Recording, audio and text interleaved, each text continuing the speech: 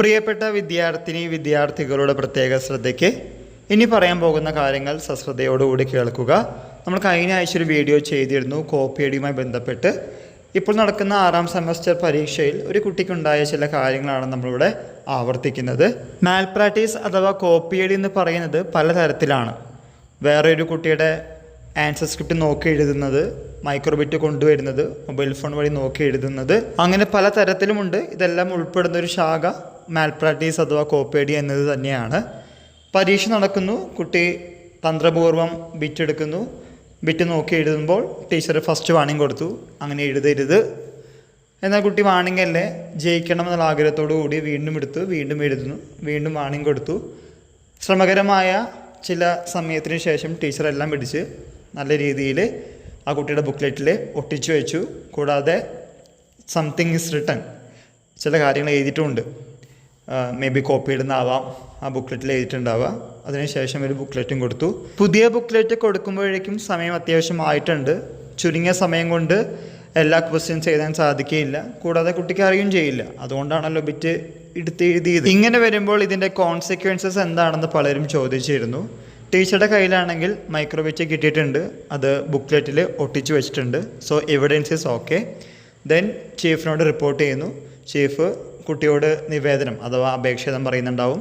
Of course ടീച്ചറും എഴുതുന്നുണ്ടാവും. അതിനുശേഷം ഇത് യൂണിവേഴ്സിറ്റിയിലേക്ക് പ്രൊസീഡ് ചെയ്യുകയാണെങ്കിൽ കുട്ടിക്ക് മെയിൽ വഴി ഹിയറിങ്ങിനുള്ള ഡേറ്റ് വരും. അതിനുശേഷം നടക്കുന്ന കാര്യങ്ങളെല്ലാം നമ്മുടെ കയ്യിൽ നിൽക്കണമെന്നില്ല. നമ്മുടെ എവിഡൻസ് എത്രത്തോളം സ്ട്രോങ് ആണോ അതിനനുസരിച്ചായിരിക്കും കാര്യങ്ങളുണ്ടാവുക. ചിലപ്പോൾ ആ പരീക്ഷ ഡിബാർ ചെയ്യും, ജൂനിയേഴ്സിനൊപ്പമേ എഴുതാൻ സാധിക്കുള്ളൂ, അല്ലെങ്കിൽ ചിലപ്പോൾ 3 വർഷമായിരിക്കും. അത് ഓരോ കേസിൻ്റെയും ഇൻറ്റൻസിറ്റിക്ക് അനുസരിച്ചിട്ടാണ് വിധി പ്രസ്താവന ഉണ്ടാവുക. ദയവ് ചെയ്ത് വിദ്യാർത്ഥികളോട് പറയാനുള്ളത്, നിങ്ങൾ എഴുതി അതിനൊരു വാർണിംഗ് ടീച്ചർ തന്നിട്ടുണ്ടെങ്കിൽ അതിനർത്ഥം അവിടെ നിർത്തുക എന്നതാണ്. അല്ലാതെ വീണ്ടും ടീച്ചറെ ധിക്കരിച്ച് ഞങ്ങളുടെ റൈറ്റ് ആണെന്ന് കരുതി റെഫറൻസ് സഹിതം എഴുതി കൊണ്ടുപോയി കഴിഞ്ഞാൽ ഇങ്ങനെയുള്ള പണികൾ നിങ്ങൾക്ക് കിട്ടിക്കഴിഞ്ഞാൽ നമ്മുടെ ഭാവി കുറച്ച് തുലാസിലാവുന്ന കാര്യം നിങ്ങൾ മറന്നു പോകരുത്. എക്സാം ഹാളിലുള്ള ടീച്ചർ ഒരു സാധാ ഇൻവിജിലേറ്ററാണ്. ടീച്ചർക്ക് എൻ്റെ ആൻസർ സ്ക്രിപ്റ്റ് അഥവാ ബുക്ക്ലെറ്റ് കോൺഫിസ്കേറ്റ് ചെയ്യാനുള്ള അർഹതയില്ല, അവകാശമില്ല എന്ന് വീമ്പ് പറഞ്ഞിട്ട് കാര്യമില്ല. ആ കുട്ടിക്കെതിരെ പ്രസ്താവിക്കാനുള്ള തെളിവുകൾ ടീച്ചറുടെ കയ്യിലുണ്ടെങ്കിൽ തീർച്ചയായിട്ടും ഇങ്ങനെയുള്ള കാര്യങ്ങൾ ചെയ്യാം. ഒരു എക്സാം ഹാൾ എന്ന് പറയുമ്പോൾ സമാധാന അന്തരീക്ഷം സൃഷ്ടിച്ച് ബാക്കിയുള്ള കുട്ടികൾക്കും എഴുതണം. ഒരു കുട്ടി മൂലം മറ്റുള്ളവർക്ക് ബുദ്ധിമുട്ടുണ്ടാവുകയും കോപ്പിയടി തടയാനുള്ള ആദ്യഘട്ടമായിട്ടുള്ള ടീച്ചേഴ്സ് വാർണിംഗ് അവഗണിച്ചത് വളരെ തെറ്റാണ്.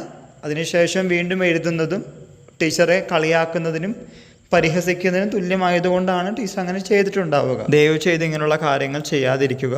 അറിയാവുന്ന കാര്യങ്ങൾ നല്ല രീതിയിൽ പഠിച്ചെഴുതി കഴിഞ്ഞാൽ ജയിക്കാവുന്ന കാര്യമേ ഉള്ളൂ. വീണ്ടും ആവർത്തിക്കുന്നു, ഇതൊരു കോമ്പറ്റിറ്റീവ് എക്സാം അല്ല, സാധാരണ ഡിഗ്രി എക്സാം ആണ് എന്ന് കരുതി തന്നെ മുന്നോട്ട് പോവുക. അനാവശ്യ വയ്യാവേലിയിൽ കയറി പിടിക്കരുത്.